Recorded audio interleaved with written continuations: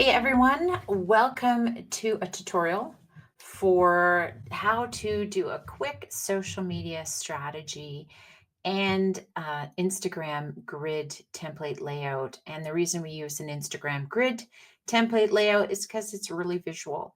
And most of the time people want something simple. How do you create that document on what is a strategy, but also have this quick cheat sheet, as they say, and using a grid like Instagram can really help. So using Instagram as a foundation, even if you do, it's not your primary platform, that grid will help you visualize it. And so let me get into that and explain that to you, and it'll be easier to show you rather than tell you. This template is created for the Grow Get Ready with Entrepreneurs community. It's available for sale on our Grow website. And let me just show that to you. It's in the download store here. I have to actually share that. There you go. And that is a little bit bigger. So if you go to grow.ca and digital downloads, you will actually see down here we have a bunch of them for sale, and this tutorial will be added to it.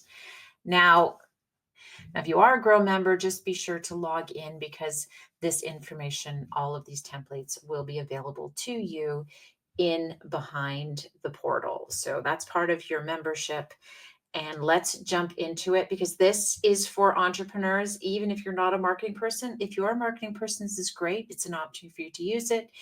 As an entrepreneur, time is money, and we want to keep it simple, and we want to get out content as quickly as possible, on the frequency that you need for your business, on the channels you need for your business, which is why there's a strategy component to this.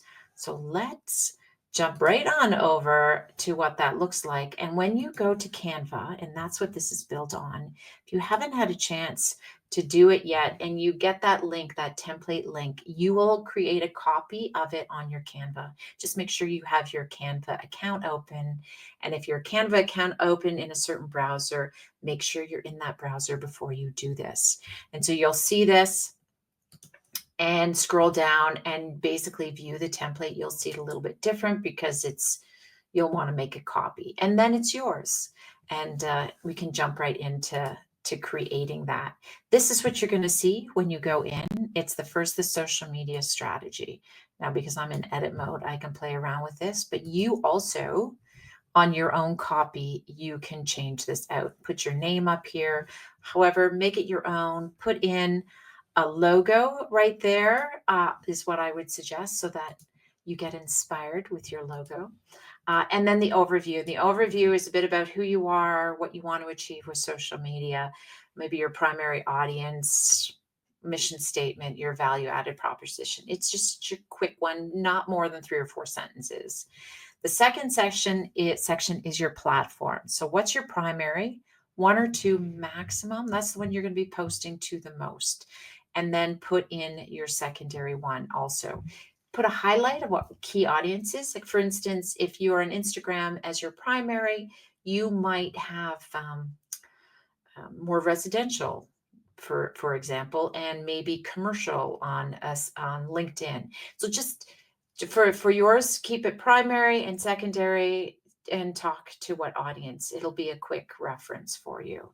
How are you going to measure success? These are some quick hashtags. This will be added to your dashboard. So if you don't have a chance, or you haven't had a look at where your measurement dashboard is, we do also have that in your Grow portal. But either way, just gives you a quick review on what is success for you. So input, output, and outcome is something you might not be used to. But input is what you're putting into creating the content, the type of posts, different quality of posts. It's everything you're putting into it. The output is the things you actually are doing, because you may make a whole bunch of things and never actually put it out. So what number of posts are published, the types of posts that you've decided to publish, how many of them.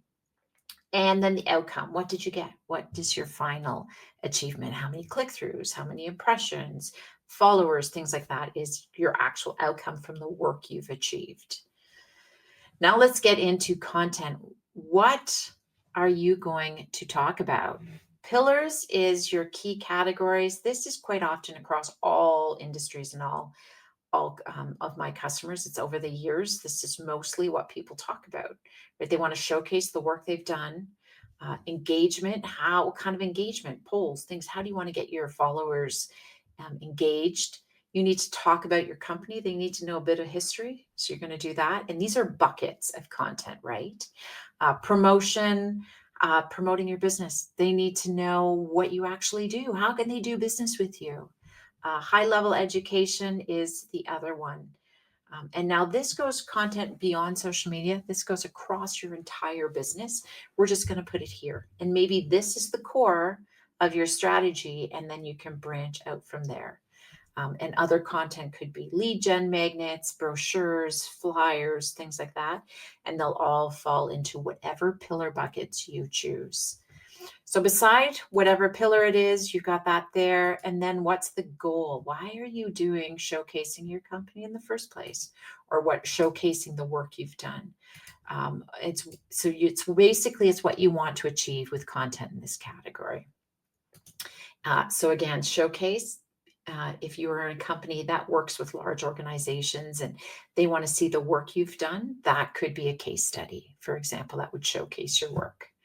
So photos, this is the types of content, the actual type that you're going to create. Is it photos? Is it graphics? Is it documents? What are you going to do?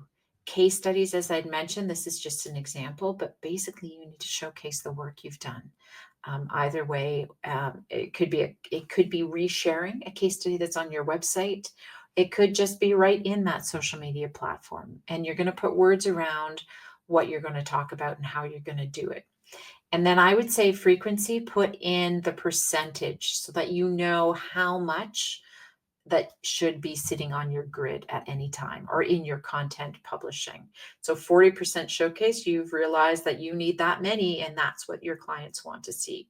Again, all of this comes from your research and feedback from your clients and your success rates. So it can change as you go back and review it.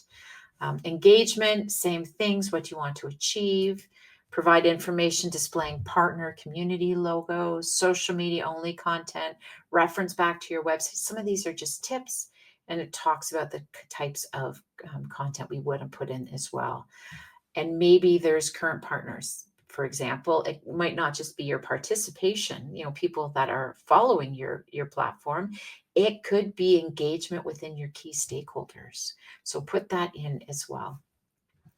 About us, who you are, what you're going to do, behind the scenes, volunteer working times, key milestones, anything that talks about you, getting to know you.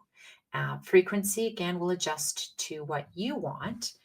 Promotion, this is going to change. Say we have 5%. Usually, you don't want to overly promote, but guess what? If you have a key time that your company is really pushing to promote your business, maybe you're a retailer and Christmas is an important time, maybe you do a certain trade show a year, you are going to change that frequency to support that. So make sure it's customized for yours, and it will adjust as the season goes on.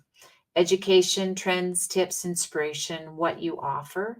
And these could be FAQs, tips, blogs, all of those types of things, whatever works for you. If education is important because you need to get that thought leadership out, do make sure that this is a higher percentage.